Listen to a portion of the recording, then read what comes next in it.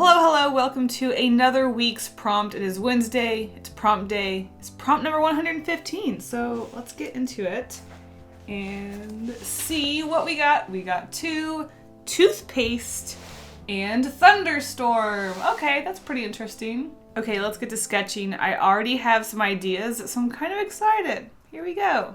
So my first idea for these 2 prompts was to sketch another isometric room illustration. I guess I'm just going through a phase right now, an isometric room phase, which honestly I am totally okay with because I really enjoy drawing them, and I think they always just turn out really fun and just jam-packed of details and all sorts of fun stuff. So, you know, whatever. I'm going through a phase right now, and I'll just accept it. So anyways, my first idea was to sketch a witch's bathroom, and the witch was going to be pouting in the bathtub, and I guess because they were angry, they were going to be creating this thunder cloud storm above their head, and so they were going to be sitting in their tub with a thunderstorm above them. And of course, because it's a bathroom, and that's the reason why I chose a bathroom, there's toothpaste on the sink. But as usual, I did want to get some other ideas in there, so I just started to sketch some random stuff that came to mind. I don't even know. I did start to sketch a skeleton that was using toothpaste that turned into a thunderstorm. Wasn't feeling that one, so then I sketched someone walking around really angry, and there was a storm cloud following them.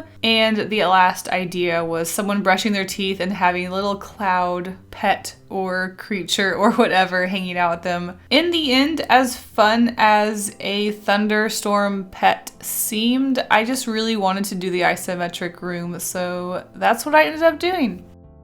Although I did stick with the original isometric bathroom witch sort of idea, I did change things up quite a bit. So in the original sketch, I had a witch sitting in a tub, pretty much all the way in water with a big hat on so that you couldn't really see their face or anything, just to keep it really mysterious. But something about just having a thunderous cloud raining on someone in a bathtub, it was cute and silly. It kind of gave me I don't know, they're having a bad day or they just went through a breakup, so they're just having a moment in the tub relaxing, or just having a witch tantrum. And what better place to have a witch tantrum where it rains on you than the bathtub, where it can catch all the water and not make a mess. But in a visual way, I got a better idea to represent that, or at least be able to have a better view, as you can already see. I decided to go with one of those more fancy looking showers that are glass all the way around. So it's kind of like a glass box, sort of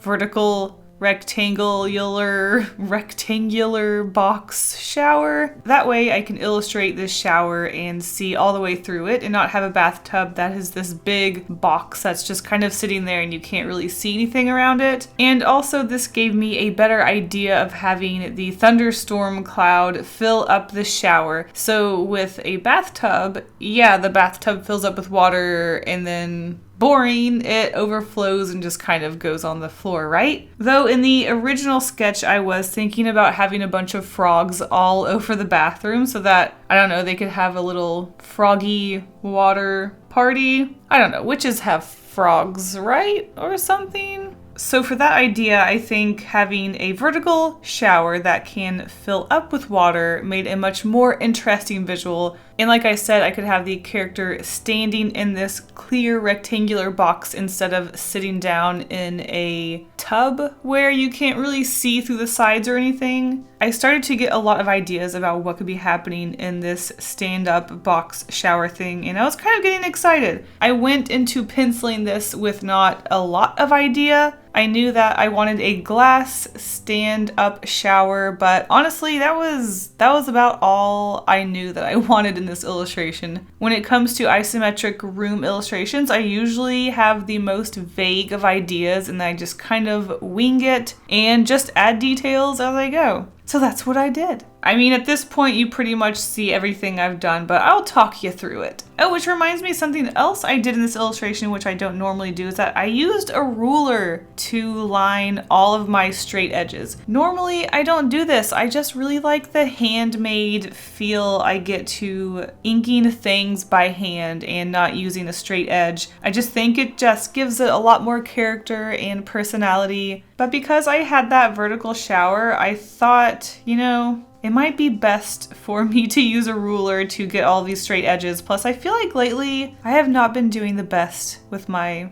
inking. It's been very wobbly lately. So I do like the way that using the ruler looked and turned out, but there is a certain charm to wiggly handmade lines, right? I don't know. We'll see. Maybe I'll find a happy medium. So I pretty much started off with the structure of the shower just so I knew what I was going to build around. I also knew that I wanted this bathroom to be a little bit on the smaller side. I just really wanted the focus to be on that stand-up shower. So if I wanted it to be bigger, I was going to have to make the rest of the bathroom kind of small, which honestly, in the end, the bathroom really doesn't look that much smaller. I just wanted the essentials in there: a bathtub or shower, toilet, and a sink where obviously our second prompt toothpaste was going to be hanging out. Now, I know I drew a toothpaste tube, not the actual toothpaste, but it's still toothpaste. So the story behind this illustration is,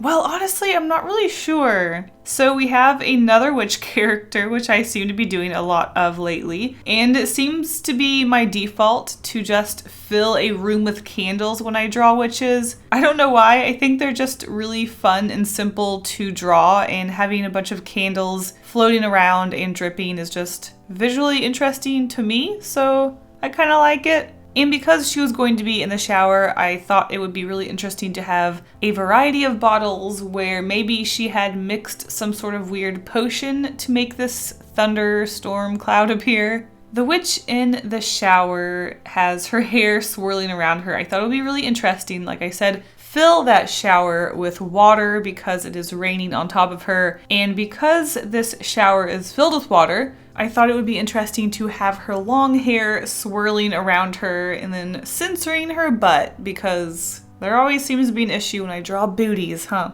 But I still got that side boob in, so gotcha.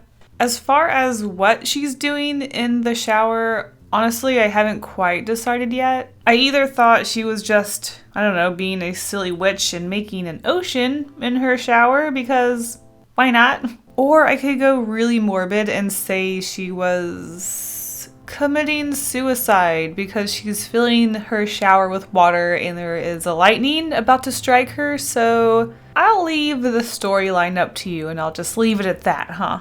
The very last detail I ended up penciling into this illustration was her, what's it called? Her familiar cat, which I thought would be really cute to be looking into the shower, looking at her like, is she okay? What is she doing? Do I need to save her? Actually, I lied. I added something after the cat looking into the shower. I added fish swimming in there with her. I just thought it would be really fun to have fish swimming around in this shower because, number one, you wouldn't expect there to be fish, and number two, well, let's be honest, the cat probably isn't concerned for her owner's safety, but probably the fish in the shower. Anyways, now that the time is pretty much over for this illustration, I thought I would talk a little bit about the coloring. Couple of things, or a few. Classic Kasey move, put stripes on the wall. If I need to do anything to the wall, it's going to be adding stripes. Just adds a little bit more interest with detail, and I just like stripes, what can I say? I've also noticed something about my isometric rooms. I feel like I always end up focusing on the primary colors when coloring an isometric room. We have blue, yellow, and red as our primary colors in this illustration. The floor is a little bit more yellow-brown. The hair of the girl, I decided to go with blonde just to keep the whole theme together. I had to put blue in for the water, of course. I started off with the red matte, and then it just kind of went from there, adding lots of pink on the wall and other things. And overall, I just really like this illustration. I've been having a lot of fun with the prompts lately, just making sure that I take my time coming up with ideas and penciling them and making sure they turn out how I want. Overall, I am just really happy with how this one turned out, and I hope you guys enjoyed it too. Thanks for watching, and I will see you in the end card.